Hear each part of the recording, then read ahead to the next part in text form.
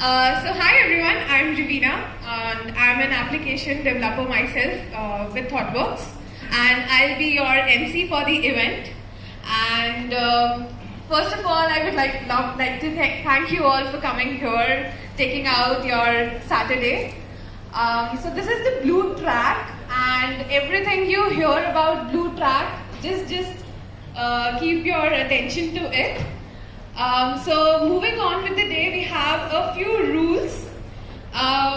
So we as ThoughtWorks really look forward to feedback, and we work on a very strong feedback culture. So at the end of all the talks, as well as the end of the event, we would be giving you some links on which you would be able to provide us feedback on. So if you have anything on your mind, I would request you to just keep a note of it, and whenever we share the links with you, just let us know on how we did today. So starting with the first talk, we have analyzing unstructured data. So I would request the speakers to be here. I would not introduce them to you all, but there's a small game which we are going to play first. So if you guys can come here, I would go on with the rules. Okay. So these are our props, and I would ask you to take this ball, just this ball. So how it is going to work is, he himself will choose a person from the audience whom he wants to drag him. Okay, so when he throws the ball, one of you will catch it, and you have the full authority, that person has the full authority to drag the speaker.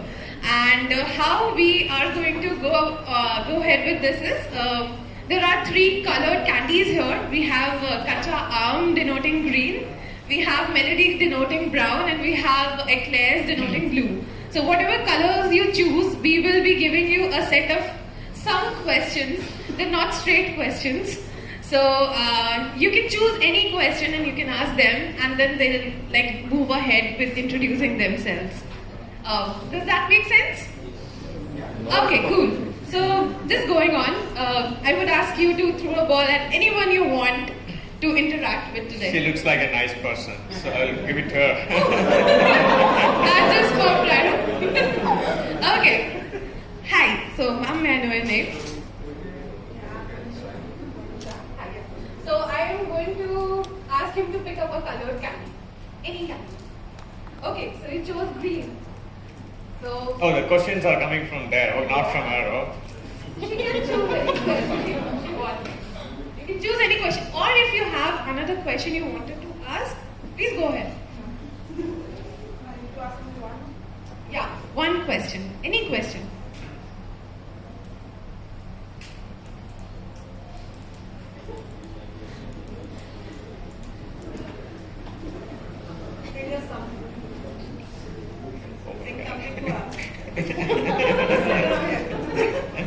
Okay, so you have to sing something for us. Just 1-2 lines. Bob, black shape. Have we had a whole, I forgot it, man. Now you can go ahead and introduce yourself. Yeah, my name is Saravanakumar. I'm a data scientist.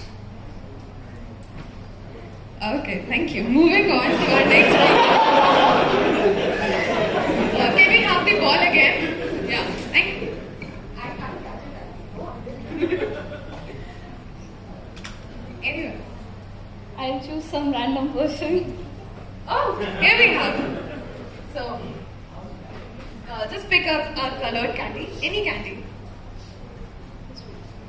Okay, a blue one.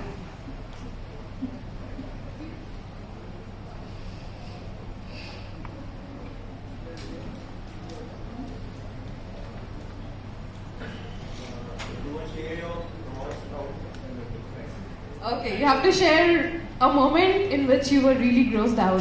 Nausea, blue.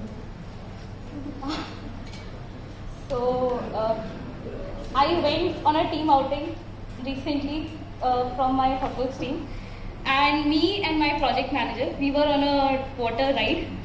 The time that ride fell down, our boat just got inverted and we just realized nothing. That was a situation when I, like, for a moment, I was like, stop, okay, I am dead.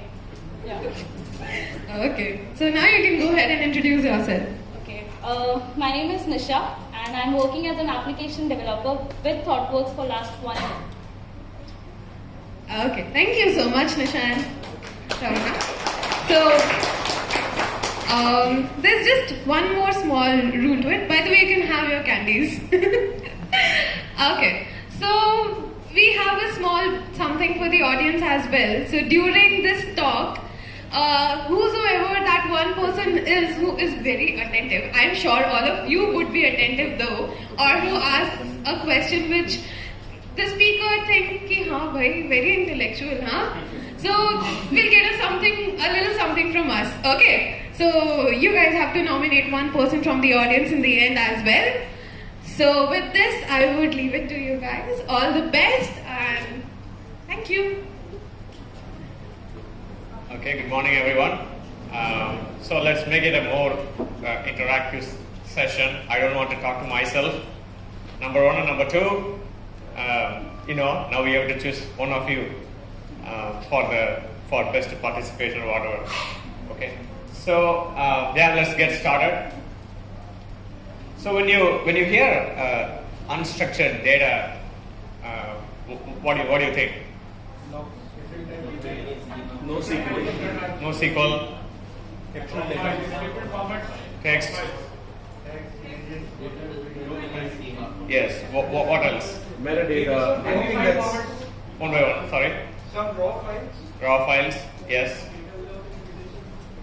Yes, that's true. metadata of any kind that doesn't have any discipline to it. Yes, it's images. It could be audio files. It could be for a computer to video files. difficult for a computer to understand, easy for a human to.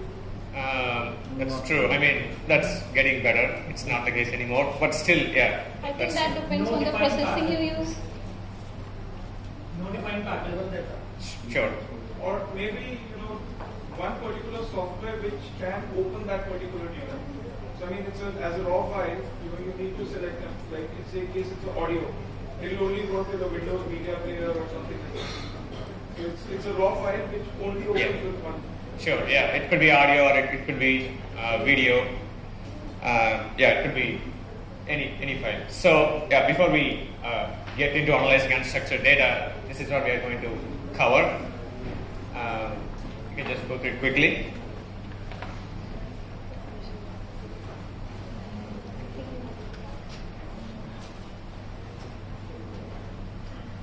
Yeah. So, as you said, when we think about like structured data, we always think about a table. So it's going to be rows and columns, nicely stored into a database. That's a structured data. And when you talk about unstructured data, and it could be a textual data, it could come from a PDF file. It could be like tweeters. It could come from Facebook messages. It could be an audio file, video files, or images. So these are the unstructured data. So what are some of the challenges we face when we try to analyze unstructured data? I mean, let's make it more interactive. If you have any questions, just raise your hand and we will discuss right away. Because it's unstructured, it's an aggregate, and querying which becomes a little dodgy. Because traditionally, if you had SQL databases, they were relational and you could query them because they were relational. For Sure. unstructured data, now we have a lot of NoSQL options, but before that it was, and even now for unstructured data which pertains to a graph, for example, I and you have 14 friends in common, and we have 4 pictures tagged of each other. This is kind of a statement that is relational, not in the relational database sense, but in the graph theory sense. Sure. I mean, the storage is a problem. You have to store it. I mean, it's not going to fit into a relational database. So you have to find some file system to store these kind of files, like audio files or video files. Just go ahead. Each of the data will have own format and storage. So there is no standardized weight versus the data weight. You can't have one weight versus all the data. So True. each file will have own implementations and all the details will be stored. True. That's no right. factors on that. Can you also say like because it is unstructured data, it's a raw file. It can easily crash. Because there is no backbone to it. So you can actually have some kind of errors which are there, which can crop up. Yeah, that could be the case. So, go ahead. The information density is low, but because the amount of data available is huge, and therefore the total amount of information available is also large. Okay, yeah. I mean, these all correct answers. The one good news is, about a decade ago, IBM did a study, and they found out that nearly 80% of the business information, it comes from unstructured data, and especially text. So what I meant by that statement is, if someone who sells a product, if they want to know how they are doing, these days what they can do is, they can go to Twitter, they can go to Facebook, they can Google it. There's so many places where you can give reviews, and that's where they say the business information useful for a manufacturer lies. So, given that, it's very important to analyze the unstructured data, but there are like lots of challenges. Storage is one of the problems. Even after you store it, the searching is a problem. Let's say you have like PDF files, like 1,000 PDF files. They are trying to extract some information. It's not going to be that easy. You cannot index it. You cannot search inside the PDF files. So there are some challenges in analyzing these kind of data.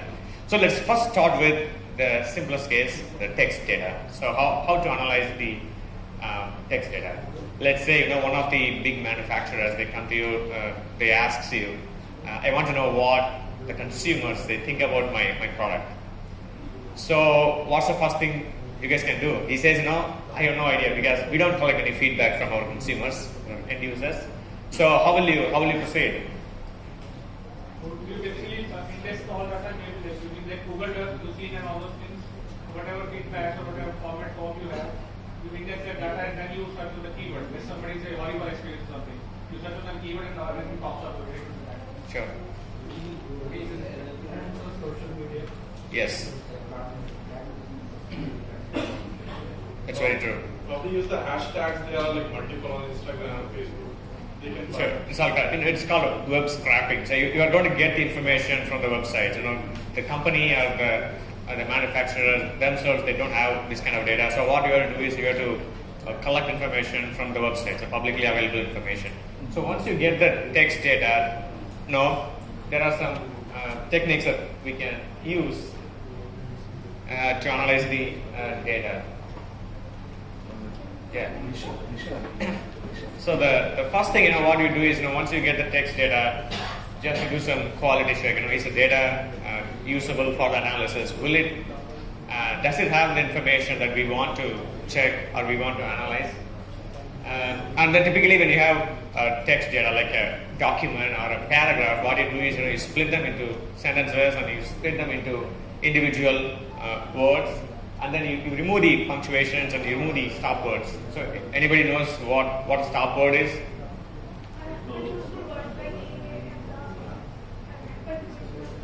Exactly. Yeah. In English language, they found out the most frequently occurring word is the word "the." So that's the most frequently appearing word.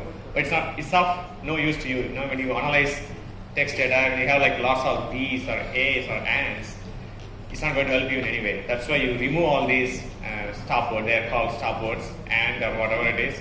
You remove the stop words, and sometimes the punctuations also. When you read a sentence, when you see a comma, that will be useful for a human being to understand the sentence. But from the machine perspective, probably the punctuations, they have no use. So what we are trying to do here is we are extracting the tokens. You have to check data quality. So what are the parameters to check their quality in the data? How will you ensure whether it's a valid or not? So what are those kind of issues? No, sometimes the reviews, when you read a review, there is no information. They have given like NA or none or not applicable, so they are of no use. When you collect like let's say 10,000 records and like half of them are having words like NA or none, not applicable, don't know, it's of no use to you. So that's what. So we have some type of rules. Yeah, we need to have some reviews with valuable data, which will give us some information for analysis. So and then the stemming a document. The stemming a document is to extract the root form. Let's say there is a review and you have the words like go, going, gone. So there are 3 different words, but the root form of the word is go for all these 3 words. So if you don't stem the document, then go, going, gone, they will be counted as individual words. But when you stem it, all these words, they will be stemmed to go. So you will see go with 3 occurrences. That will be more useful. So that's what the stemming, word stemming. So we find the root of the word and then we count the occurrences. That's stemming the document. And then the term document matrix. Won't stemming change the context of a given sentence? Sometimes it does, but for the most part, it's very useful. I mean, you won't know the tense when you stem it. The tense will be gone. Is it going or is go? It all become the root form of the word. But here, we are not trying to understand the meaning. We are just counting the occurrence of the word. So in this case, it will be more useful. Suppose if there is a sentence like I'm reading a book and I'm booking a flight. So if you stem, book is being used in 2 different contexts. Yeah, I'll come to that. Yeah, that's a good point. I'll come to that. So when we create the term document matrix, what happens is for each comment, we extract the words, and then the words will become the columns, and the documents will become the rows. So it's like you're creating a table for each document you have a row, and then the columns will be all the words that appear across the documents. So it's one huge matrix, and then you have the count, like for each document, the document 1, word 1 appears like 10 times, and so on. And if the word doesn't appear in the document, it will be replaced with 0. So basically what we have done here is we've converted the unstructured data into a structured format. So now we have a table. So earlier, we have PDF documents with some text data, with reviews, and now we have a nice table. For each document, we're given a number, and then we extracted the words, so in the columns, and then we have the occurrences, like how many words appeared in which document. So now this has become like kind of a structured data, and it's much easier to analyze, much easier to build models on. That's why we are doing this. So this is for the common part. This is for the comments, the feedback, or the text, whatever. The text can be converted into a matrix, a table. In addition to that, if you have other features like the country, or price, cost, you can also add those features with this the term document matrix if you think they are going to be useful for you. And then you can use that as an input data to your models. So that's what we are trying to do here. And there is something called aspect and entity. So if you read the example here, like this is one of the reviews in Amazon. So someone has given the review that the new iPhone 10, it has an excellent screen resolution, but its price is very high. So, if you are going to assign a sentiment, like is it a positive review or negative review, how would you do that? It's a positive Negative review. Yes. Yeah, that's one way. It's a positive review because the person is saying that the screen is very good. So it's actually positive and negative both. So yeah. His intention to buy is not is missing there, but the screen is very good. Sure. So that's what there is this emerging technology. It's called aspect and entity. So in this review, the entity is like the iPhone 10, the new iPhone 10. That's the entity. The reviewer is talking about iPhone 10. But in iPhone 10, he talks about 2 different aspects. Like the one aspect is the screen resolution, about which he has given a very positive review, and then the another aspect is like price, about which he has given like kind of negative review. So the fundamental idea is when someone gives a review, it's not all going to be positive or negative. Sometimes some people give all positive or all negative review, but most of the time it's going to be kind of mixed. So she mentioned about the taking the average. So that's a very simple approach. So what you do is there's a dictionary for each word. You have the assignment. Is it positive or negative? Like good is a positive word, excellent is a positive word, bad is negative. Likewise, they assign it, and then you for each word you assign a sentiment, and then you take the average. and find the what's the average sentiment of the review. But in that case, you are going to miss the subtle aspects, subtle details of the review. So what the right way to do that is, you have to extract the aspect, individual aspect, and then assign the sentiment for each aspect. And again, this is very emerging technology, and there are not that many algorithms available to do this here. So if you are planning to do your master's degree or doctorate degree thesis, this should be a very good topic to do your thesis. And so how do you determine if high is positive or negative? Because high could be like associated with the camera also. So this camera has very high zoom and the price is very high. So how do you associate if high is positive or negative, or do you have like different dictionaries? Yeah, it depends on the context, right? In this context, this is positive, right? It has a very high resolution, means it's good, right?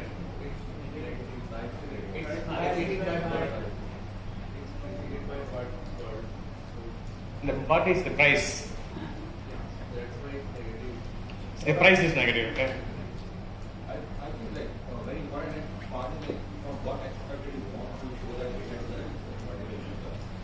Trying to get that data. If you're trying to expect what is the quality of the team. In that perspective, I always told that iPhone X is one of the best phones. A lot of people are giving positive rating for that. If I talk about from the aspect of prices, then I would say that iPhone is not as good in that particular rating.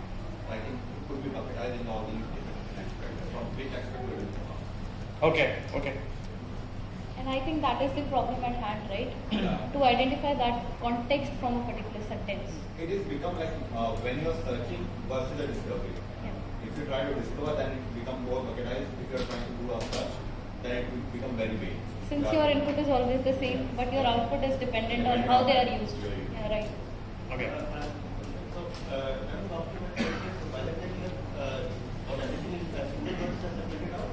Yeah, it's that's the right. Separated sentences and words. So I'm wondering how to like difference between like someone says iPhone X is good or someone says iPhone X is good for learning. You just see whatever the Yeah, that's good. We'll answer the question later. Someone asked here.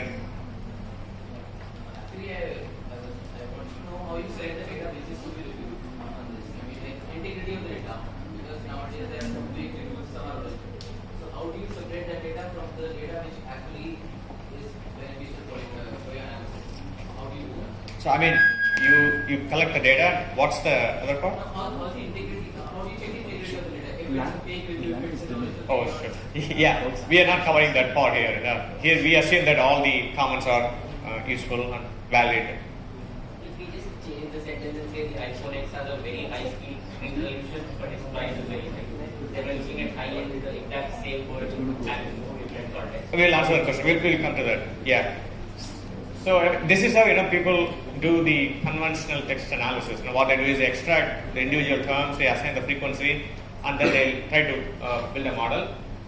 So these are some of the conventional techniques that people use for text analysis. The tokenization is to split them into words. N-grams is creating a byword or tri-words, etc. I mean, there are like so many details here, but there is one big weakness of this approach. The conventional approach, they have a big weakness which you have already articulated, which is it doesn't capture the context of the sentence, because all it does is it just extracts the words and create a document. Even if the order is different, even if you type the words in a different order, it's not going to make any difference. It's going to create the same matrix, and you are going to get the exact same numbers. So that the problem is the context is not captured here. So the challenge is how to capture this context. So that's why recently lots of algorithms have been developed to work on this issue. And just to get an idea, how many of you here heard about neural networks? Great. How many of you have used neural networks? Good. So what is the fuss about neural network in these days? When you talk about neural networks, what is it that everybody is talking? Exactly. Yeah, deep learning. So the next few minutes, Nisha will walk us through the basics of neural networks and deep learning and some other advanced neural networks. I have a question, Arun. Can you go back to the previous slide? Okay. Sorry, can we take questions at the end?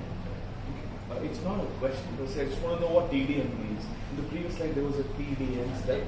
TDIDF, that's a No, TD. Could you just go back? term document matrix. Term document matrix. Thank you. That's all.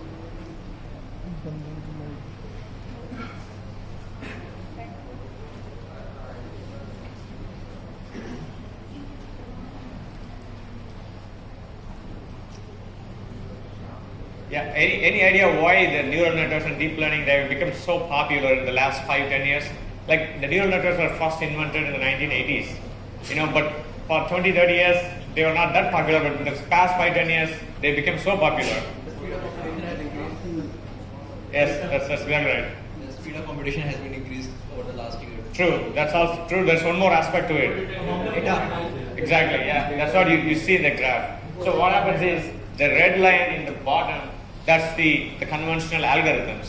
So even when you collect a lot more data, the performance of the conventional algorithms, they don't improve much. They reach a plateau and they kind of stay flat. But that's not the case with the neural networks. When you collect so much of data, the more data you have, the better it gets. So that's what you see in the first three curves here. That's why they become so popular these days.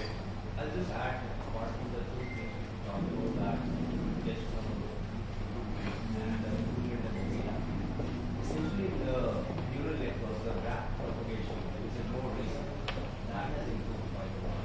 So the output, your machine learning, most of the algorithms are one way, but in neural network, Sure, the exploding gradients and vanishing gradients. Propagation has True. Yeah, that's right. Yeah, he's talking about the exploding and vanishing gradients. Earlier, it's very difficult to adjust the gradients, but these days they have found some new techniques so that the gradients they don't vanish. Okay. So, as what my pair just mentioned, he talked about text analysis and then came to a conclusion that there were certain things which were not being able to solve by the algorithms that we previously had. And then came up the conclusion that deep learning is something that can solve that problem. And artificial neural network is definitely the kind of implementation you use for doing deep learning, right? First, just take a look back and try to analyze what were the reasons that all of the things that were done initially for text analysis or any kind of these problems, why they came to a halt, right? So there's something called machine learning, which used to be a buzzword sometime back, right? That was something that used some algorithms, passed the data, whatever the kind of learning it had was only based on the data you feed in, right? And based on that kind of learning, whatever input you give it, if it is similar to that kind of learning, it can give you a result. So that kind of buzz existed some time back, but now the problem has changed.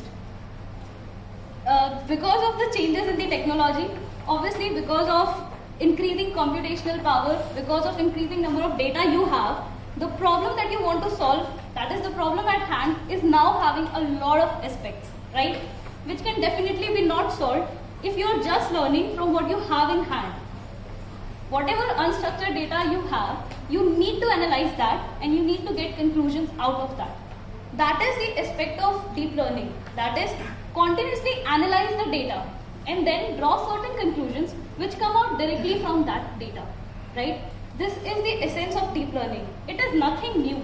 It is a kind of machine learning technique which was there. Initially the input was known to us. We had some kind of supervised learning, some data set present with us, but now the problem was we do not have any kind of that training data set through which our model can learn. So now what is the problem? Whatever unstructured data you have in hand, just feed it as an input and have a system that can draw conclusions by itself. That's it. So one question, just can anyone describe in 2 words what is deep learning? Artificial brain, continuously improving machine learning. Training your system. Training your system. Automation of machine learning. Artificial intelligence. Any other answers? Artificial intelligence. Unsupervised learning. No need to calculate data. It's more typical. I mean, I am looking for. Self-learning. Okay, what I was looking for is deep learning has at least 2 hidden layers. it has more than one hidden layer. So that's deep. That's why they call it deep learning. It gets more deeper. So all of the answers were correct.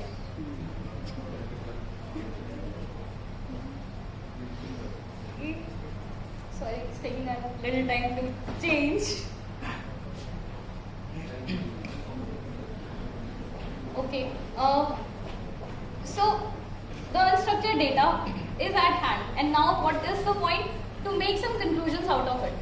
So here in this talk, first few slides will be focusing on artificial neural networks, which is nothing but a model, a mathematical model, which has a lot of computation involved inside it, and based on that conclusions, it can do what you want it to do, right? Plus it can learn by itself as well, so it's intelligent.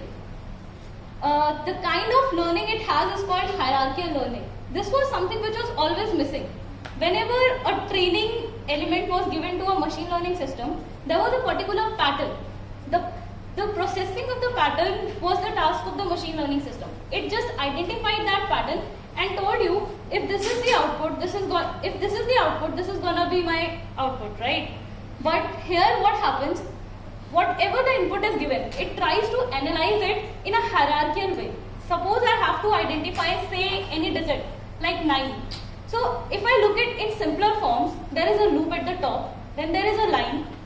Then if I look at this loop, this is made up of simpler, smaller arcs. If I look at the line, this is made up of simple edges, right? So this kind of learning is important because till now there are just 10 digits that it has to identify, which is simpler, which any machine learning system can do. But yes, if somehow there is some digit which humans don't know or which is not known to any of the data that we already have, that kind of structure could be known only by a system who understands the things piece by piece. So any complex thing could be understood in a very simpler way. That is what the artificial neural networks does. What is a neural network? How it is built? It is nothing. It is simply a stack of layers of neurons. All these small blocks, they are neurons or a simple processing elements. You feed an input, it will give you an output. What is a layer? A combination of some of these things. And what is the complete network? A combination of layers. I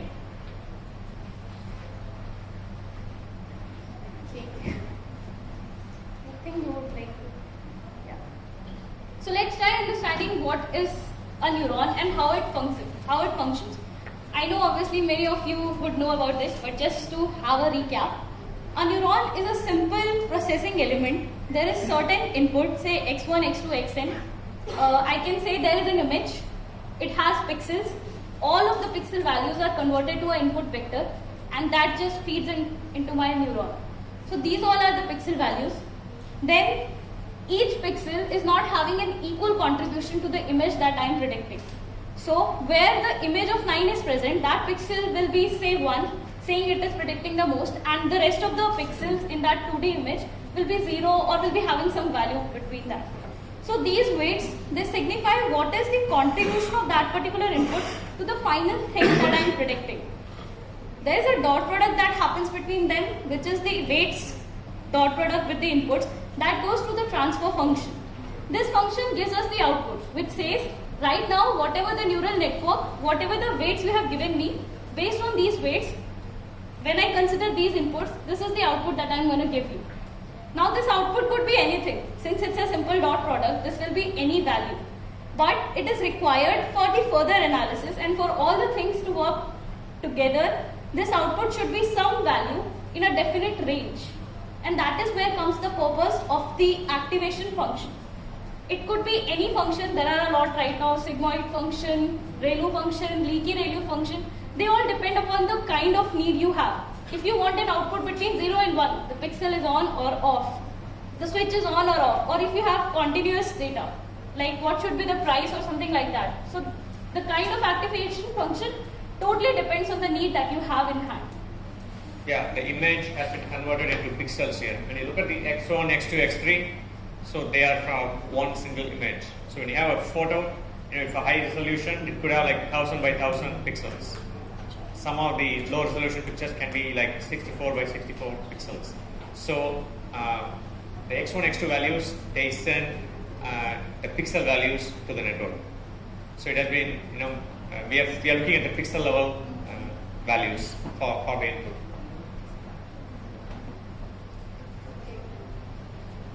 Okay. And then obviously the system also has a particular threshold which says when the output is coming above that particular value, then only just make my switch on. So that is the function of the bias, saying that even if you give me an image which is all 0, I am not going to give you the output that you want. I have a certain threshold, and based on that the output would be given. So that is the prediction of a simple processing element. The activation function, the entire thing that goes into the activation function is your weights times the inputs plus the bias. I have inputs. I understand will represent the pictures. Where do the weights come from? Yeah, that's what you have to learn. Just wait That's for what the network 2 does. 3 slides. So training in the neural network. Obviously, at first when I took the inputs, they were definitely not correct, since we are just in a learning phase. So how do we come to a point where my network has certain weights which tell me the exact contribution of every pixel and tells me that this is the output that we wanted. So there comes the process of training. You have certain images with yourself. You say this is the figure of a 9 and I label it as a 9. This is a figure of an 8 and I label it as an 8, and so on. So that is your supervised learning, where you have a training data set at hand and you just take one image out and you do this kind of training, which is first of all randomize all of your weights, initialize all of your weights randomly and calculate the prediction based on whatever activation function your application needs. Then calculate the loss, which is nothing but the difference between the actual label which you have in hand and the label and the output that your network has calculated. This loss tells me that whatever weights are there, they are not correct. Now the point is, I have to improve on these weights. I have to do some kind of tweaking or some improvements in my weight so that my model understands this is a 9 and I have to calculate it 9 mathematically. That kind of tweaking is nothing but apply adjustments to the weight. So whatever the error you have calculated, that error will propagate backwards, and all of the weights that you have in hand, they will be adjusted based on that error. So that is nothing but the method of back propagation. There are different algorithms. One was gradient descent, which we were discussing earlier. So gradient descent is something like this.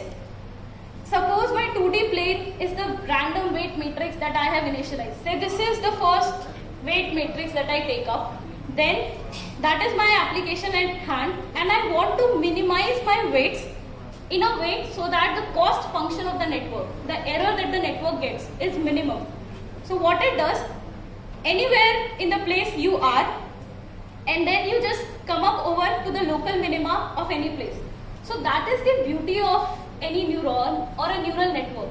If you train it with different data sets, if you train it too many times, it will give you different output every time. And it is not wrong, right? Because any of the local minima, if you are able to reach, and that is the cost function which is minimized to a particular way, that helps you. The accuracy of your system is in your hand. Someone will say 80% accuracy works for me. Someone will say I need 100% accuracy. Then you have to train it again and again, so that you reach the actual global minimum, right? So this was one neuron, how it works and how it gets trained. But this is not neural network. As we saw some slides back, a neuron is just a single element, and the complete layer is a group of the neurons. So that's what these blocks represent. Every block, this is a layer of neuron. This is a layer of neuron. That is my input layer. This is my output layer. Whatever is in between, that is deep learning. Hidden layers, we do not know what is their output, but somehow they are working in a way that tells my output layer that if this is the input, this is gonna be output. That is deep learning. And how we do all of this all is possible because of two simple things. There is a very good analogy that I would like to put up over here, which I read somewhere, which says like, why deep learning? Why is it becoming so famous? What happened in a sudden? We already had answers, but the analogy is, if you want to fly a rocket and you want it to launch to a particular orbit, you need two things. One, an engine, a very powerful engine, which can launch it to that place, and another, a lot of fuel. so that it doesn't just crash down and stuck. By the way, it's Kalpana Chawla's birthday today. So yeah, that reminded. So that engine, that powerful engine is this mechanism. This layer of inputs at every places, the computation, dot products, updation of weights, propagating backwards, this is that engine. And thankfully we have those computational resources as well who can help us to calculate things so fast and to such an extent. And that fuel is nothing but your unstructured data or a lot of data that is lying out there in different resources right now. So this is what deep neural network is, and oops, I just missed one slide. I think there's one thing left.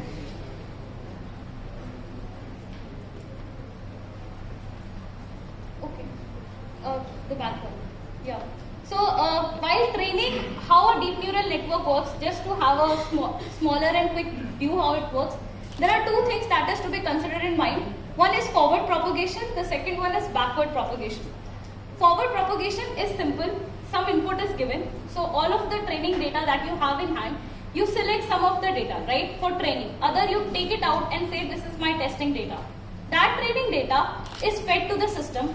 Every item in that training data is fed as an input to the particular system, and a forward propagation happens. That is, every neuron will calculate the output, the entire layer will give the output, this will become the input to the next layer.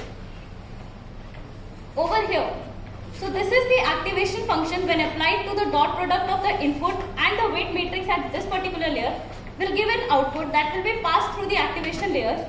So this layer says, this is my output, I am done. This becomes the input to the next layer. The next layer will do the same processing with some random weights initially.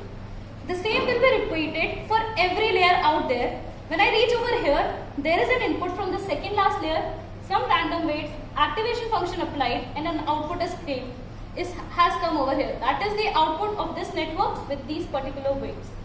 Now, whatever the output is there for the entire neural network, just take that, you know what is the correct output, calculate your loss.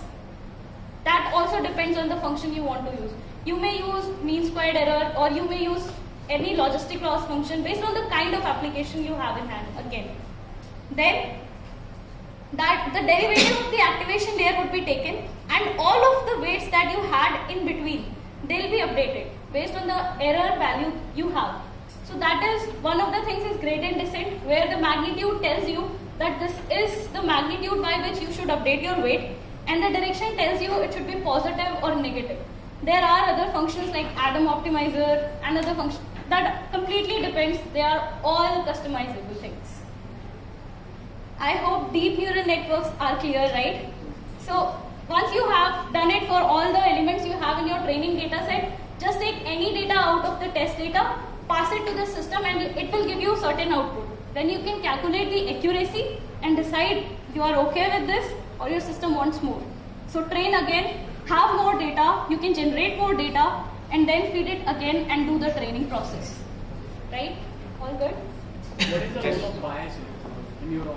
Bias. So suppose I have x1, x2, xn, then there are weights, right? What I am doing, I am doing a dot product. I give my system an input 0, 0, 0, 0, 0. It might happen that this is a complete black image, and if I do the dot product, the complete network will always give me an output of 0, but that is not correct, right? It might happen that all zeros means something to the system and then has to be given.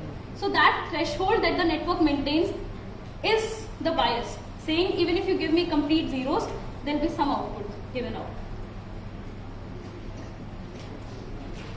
Convolutional neural network.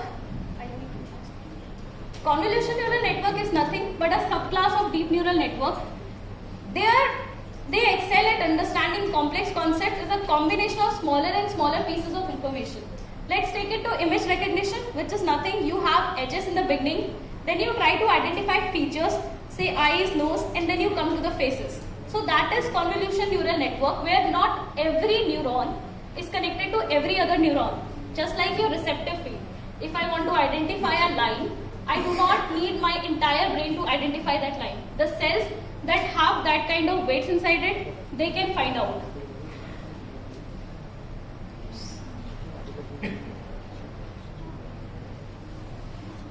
So now would you like to work from there? This is the architecture of a convolution neural network, which is two things, the feature learning and the classification part. Feature learning is the pre-processing that you need before any image classification. Right? Suppose I have the image of 9 again. There is a loop feature, there is a line feature. So the entire RGB image now becomes a three-dimensional volume. Every 2D pixel and then R channel, G channel and B channel, right? This becomes a 3D. This 3D is fed into my network.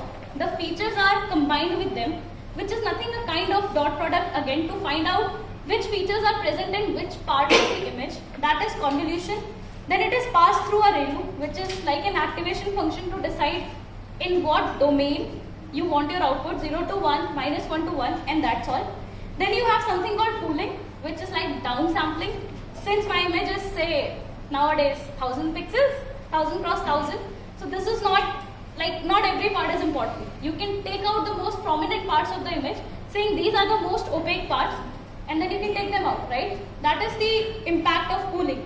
So all of these things are repeatedly applied, just like the hidden layers you have, and you come up with a set of features saying this part is loop, this part is line, and all of these things are there, right? Then you pass, that was feature learning, understanding the features that are present in the input image. They are then set to the classification or any fully connected network based on the need you have in hand, again. Which is all the features taken up, pass it as an input vector to the fully connected neural network, and there is some probability conversion function. For image classification, it is generally the softmax. There are others as well. They just say this image based on these features, this is the probability that this is a 9, this is the probability that this is a 8. And then you take the maximum of those probabilities. So that's how a convolution neural network can help you identify those things where the spatial orientation matters a lot, right? And that is the reason why every neuron is not connected to every other neuron. That is the essence of convolution neural network. So there is one quick example which is of atom nets.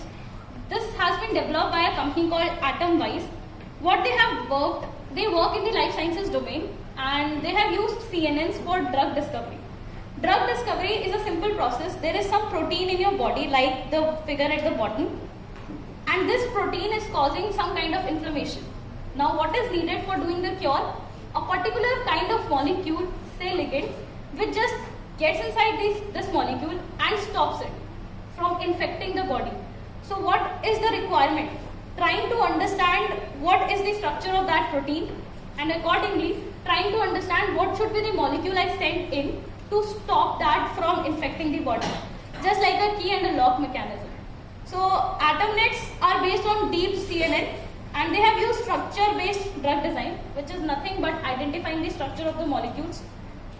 Why this is so important is drug discovery always takes a lot of time. Whatever the biomolecule you decide to say this will be the cure, that is always very complex. And it takes around 10-15 years to decide and come to a particular molecule, since it's going to go inside a human body and then it might affect negatively, right? So every prototype has to be tested. But if there is some network which just tells you accurately that if you feed me this, suppose Ebola virus structure, I'll give you a ligand which will say this structure, how this can be inhibited, right? So that is something that can be done using deep CNN learning. And this has been successful as well. There was some Ebola virus spread 2 years ago, right? And this treatment, this company, Atomwise, has actually developed a virus, actually developed a particular ligand which can stop the inflammation caused by Ebola in our body. So that's one of the success areas.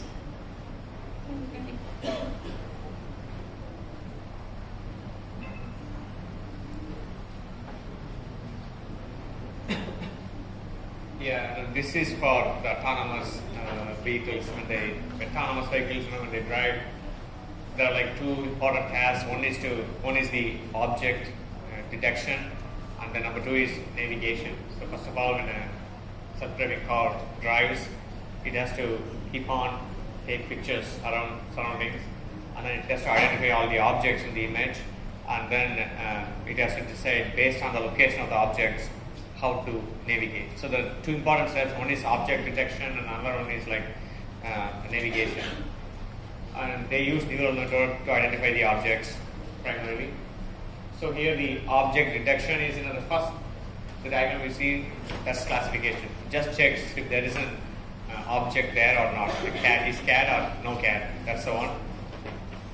The second one is you put a box around the image because to identify its location. So only then the car can make the decision where to navigate. So that's what the localization, they call it localization, classification plus localization.